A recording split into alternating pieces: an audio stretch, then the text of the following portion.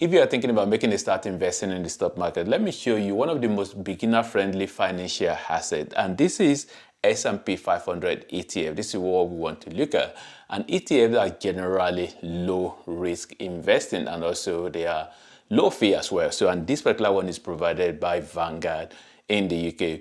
Vanguard is one of the biggest stockbroker in the world in terms of investing in the stock market, and they are majorly ETF and index funds. So which means that you are investing in multiple companies at the same time, and this is why it's so good for beginners. Vanguard is not the only one that provide ETFs, and in terms of also S&P 500. S&P 500 is particularly very good as well, because this is investing in the United States. So you are still in the UK, but you are investing in the US market. So these are 500 of the biggest companies in America. So we're talking about, this is sort of like an index. So S&P in the United States. Don't worry too much about what UCITS means. So, but what it simply really means is being approved by a particular certain body that deal with these sort of things. So, which means it's safe, basically. So, an ETF, exchange traded fund, that's what it stands for. So, you invest in multiple companies at the same time. So, if you look at you see accumulation income, and this particular ETF as well, even though Vanguard is the one that actually own it, but is actually also available on Trading 212. Trading 212 is the one that I use. So if you are going to buy from Vanguard, you are likely to pay I'm going to come to the price in a minute. So, but the price for £97 as at the time I'm making this video, 97.93, well, almost £98. So, but as at the time I'm making the video, this is what it is. So, but obviously, if you want to buy it via Trading 212, if you want to buy it via Vanguard, you have to pay specifically this amount. But if you want to buy it via a Trading 212, you can, because ETFs are technically more like just shares, really. So you can, because they are, you pay for ETF during the market hour. So which means on Trading 212 you can buy it almost like a fractional share. Fractional share just means that instead of you having to pay this full amount, you can pay whatever a minimum amount that Trading 212 provide. So which means you don't need £97 to be able to invest in this one. I have to say at this point as well that this is not financial advice. I'm not a financial advisor, so I'm just a normal person, on the internet, just sharing my experience, and this is for education purpose. So always do your due diligence and research as well. So so in terms of so the accumulation and income, what that means, the difference is that maybe I can actually change to income. You can switch between this, whichever one you want. So, but accumulation means that when there is a dividend on this particular fund, so when you invest in it, when there is a dividend, so that is added automatically. So they don't really pay you. You don't really have to collect the money. Let's say, for example, I don't know, maybe £5 or whatever has now been shown almost like a dividend there. So, or the interest there. So you don't really need to collect it. So they automatically reinvest that into the fund for you. So, but if you choose income, so which means that the interest that you are getting, or dividend or whatever, so that means you can just withdraw it. Yeah, so you can withdraw it, but accumulation automatically added, and only if you are selling, the ETF,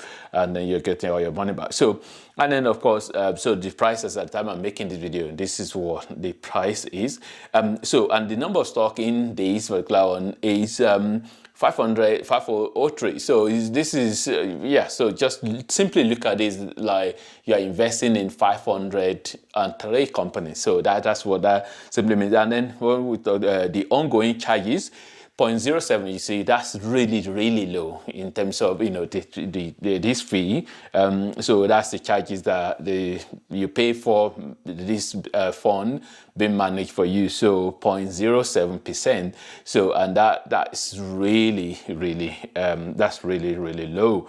So, and that's why they are really very sort of like a beginner friendly, because you don't need to worry too much about it. Now we can look at the past performance of this particular fund as at the time I'm making this video, and then you can see that you don't worry too much about the two colors. So one of them is the spot fund specifically, and the other one is just the sort of like the index that is tracking. So because ETF like this, in most cases they are tracking a particular market index.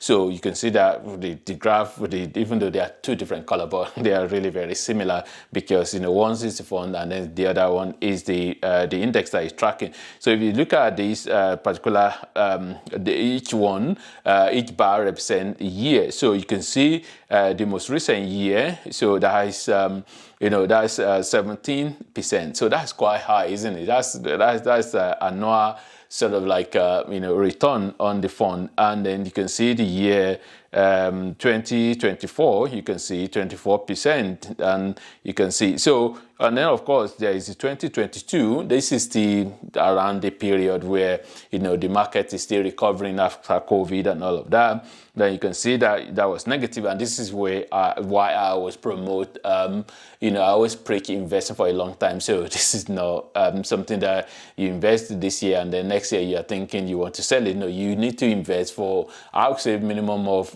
between 3 or 5 years actually for it to be able to make sense. So because if there is so maybe the market go down during one of the year, then you can see that, okay, when the market recover back, then you are able to, you know, these things are able to balance out. So this is based on average, because you always say that, you know, with experts, you should say based on average within around you know, 8%. That's around, that's roughly what you know, the market return is usually. So you can see this fund has really done well over this short period that has been looked at. But when you think about investing for a long time, you're looking at, you know, the stock market as well. Generally, it goes up, you know, for over a long period of time. So, and you can see the chart as well that actually shown that. So if we want to look at also, and then of course you can see the asset, this is by, you know, 49.7 billion. This is what this asset generally is.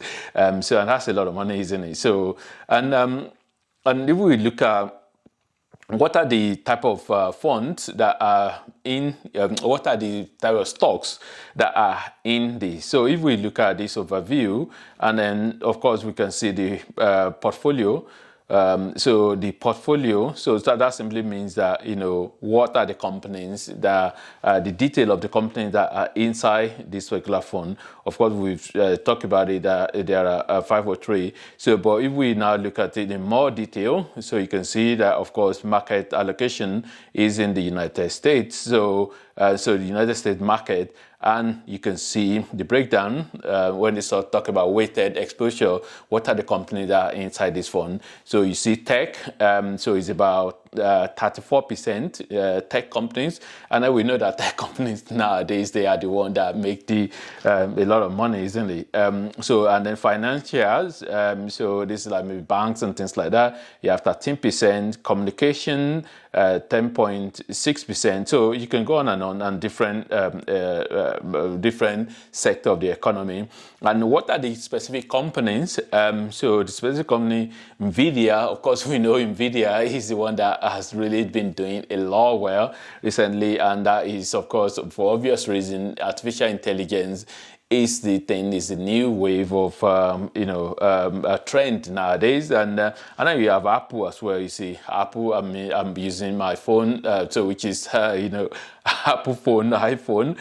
So by the way, my phone actually need updating now because it's been a whole iPhone I've been using. Then you see Microsoft Corporation, you see Amazon, Alphabet, that's Google. You see Broadcom, you see Alphabet, Google have like 2 different types of their sort of like shares in there. So Meta platform as well. We know Meta, Facebook, Tesla, Berkshire Hathaway. So you see, these are companies, and then of course there are a lot. If we go dive deep more, there are a lot of other companies that are there. So we're talking about 503. So, and this is about, this is sort of like an ETF. This is why it's beginner friendly. I mean, if you are a beginner, you don't really need to go and look for which particular stock is really very cheap and then I can buy it now and then the price will go up. I think when you're just starting, you should just, choose ETF for a start, and then over time, maybe you can educate yourself more about how to actually maybe spot, or it might actually be something that you should not really be doing anyway. So you should just focus on and just invest every month, set a certain amount of money from your money and just put it in the stock market. And over time, it can just be something that you definitely going to be happy about. It would be a good decision that you have made. Anyway, so if you have any question, feel free to ask in the comment box below. And if you want to reach out to me, obviously, so you can do that as well. You can send me an email. And anyway, thanks for watching and God bless.